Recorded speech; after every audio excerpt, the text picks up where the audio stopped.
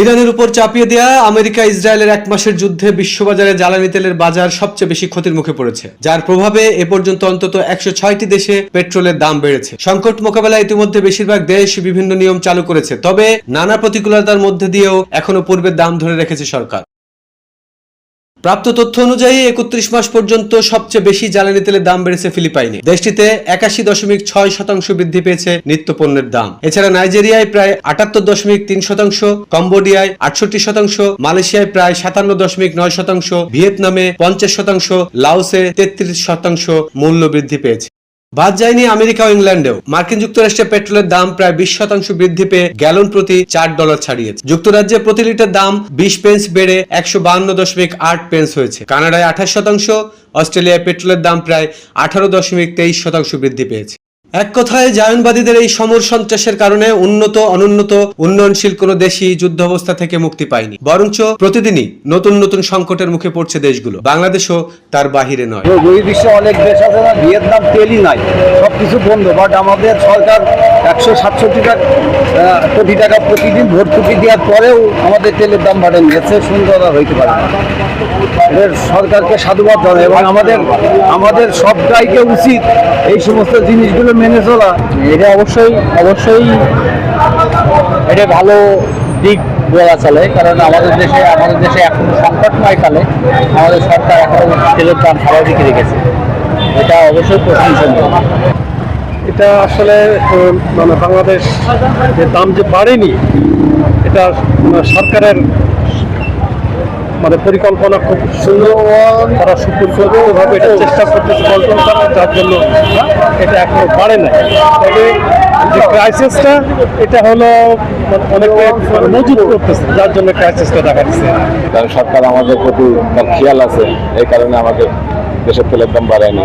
তেলের এই নিদারুণ সংকট কাটাতে মন্ত্রী, এমপি সহ ঊর্ধ্বতন অধস্তন সংশ্লিষ্ট সকলেই তটস্থ সর্বত্র সবসময়। জ্বালানি মন্ত্রণালয়ের তথ্য অনুযায়ী বর্তমানে দেশে প্রতিদিন প্রায় 12,000 টন ডিজেল এবং 1200 থেকে 1400 টন অকটেন ও পেট্রোলের চাহিদা রয়েছে। তবে সাম্প্রতিক দিনগুলোতে চাহিদার প্রায় দ্বিগুণ তেল সংগ্রহ করছেন গ্রাহকরা। এ অবস্থায় সাধারণ মানুষকে ধৈর্যশীল ও মিতব্যয়ী হওয়ার আহ্বান জানিয়েছেন বিশিষ্টজনদের।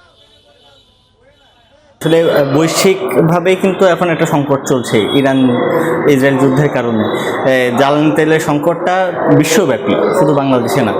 আপনি যেটা বললেন যে 106টা দেশে এই তেল সংকট, এবং তারা অলরেডি 95% কিন্তু দাম বৃদ্ধি করেছে।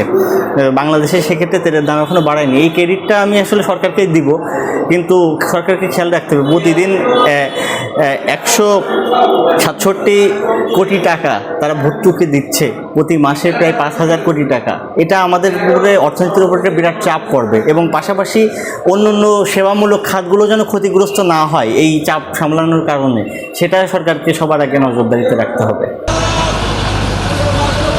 বাংলাদেশের উপরে এর প্রভাবটা অনেক বেশি, কেননা বাংলাদেশের যে তেল আমদানি করা হয় একটা ইরান থেকে একটা মোটা অঙ্কের তেল, অপরিশোধিত তেল আমদানি করা হয়ে থাকে।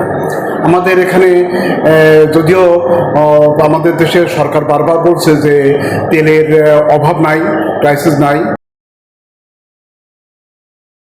আতঙ্ক গ্রাস করছে আমাদের, কিন্তু পেট্রোল এবং অকটেন আমাদের আমদানি করার প্রয়োজন পড়ে না। আমাদের দেশে যে উৎপাদন হয় তাই আমাদের জন্য যথেষ্ট। কিন্তু বাস্তবে দেখা যাচ্ছে যে ডিজেলের চেয়ে অকটেন এবং পেট্রোলের সবচেয়ে বেশি পরিমাণে ভিড় দেখা যাচ্ছে। মোটরসাইকেল, গাড়ি, প্রাইভেট কার, এইগুলোর ভিড় তেল পাম্পগুলোতে অত্যন্ত বেশি। এর একটা সবচেয়ে বড় কারণ হলো যে আমাদের মধ্যে আতঙ্ক, এটা একটা ব্যাপার। আর একটা ব্যাপার হচ্ছে অসাধু ব্যবসায়ী। সরকার চেষ্টা চালাচ্ছে, কিন্তু মনিটরিংটা আরও জোরদার করতে হবে, এবং এমনটাই করা যেতে পারে বলে আমি মনে করি। যে সময় যে সমস্ত ড্রাইভিং লাইসেন্সবিহীন গাড়িগুলো আছে, মোটরসাইকেলগুলো আছে বা রেজিস্ট্রেশন নেই, এগুলো যদি একটু ধরা হয়, এগুলো যদি একটু পর্যবেক্ষণ করা হয়, তাহলে পরে এই চলাচল কমে আসবে। আরেকটি বিষয়, যে সরকারের যেমন দায়িত্ব আছে, ঠিক একইভাবে জনসাধারণ আমাদের দায়িত্ব আছে। সরকার প্রচার করবে এবং আমরাও পারতপক্ষে যতটা না হলেই নয় এইটুকুই আমাদের ব্যক্তিগত গাড়িগুলো আমরা ব্যবহার করতে পারবো। সরকার জ্বালানি নিরাপত্তা নিশ্চিত করতে 2.6 লাখ টন জ্বালানি তেল সরাসরি ক্রয়ের অনুমোদন দিয়েছে। দেশে বর্তমান সব ধরনের জ্বালানি তেলের মোট মজুত রয়েছে 1,92,919 মেট্রিক টন, যা বাড়িয়ে 90 দিনের মজুদ নিশ্চিত করার লক্ষ্যে কাজ শুরু করেছে। আর এখনো পর্যন্ত দাম না বাড়িয়ে প্রতিদিন প্রায় 167 কোটি টাকা ভর্তুকি প্রদান করছে। মাসিক হিসাবে ভর্তুকির পরিমাণ দাঁড়ায় প্রায় 5,000 কোটি টাকা। আগামী জুন মাস পর্যন্ত জ্বালানি খাতের এই চাপ সামলাতে সরকারের প্রায় 31,000 কোটি টাকা অতিরিক্ত ভর্তুকি প্রয়োজন হতে পারে বলে জ্বালানি মন্ত্রণালয় জানিয়েছে। সোভান নিপুণ, সুবর্ণভূমি, যশোর।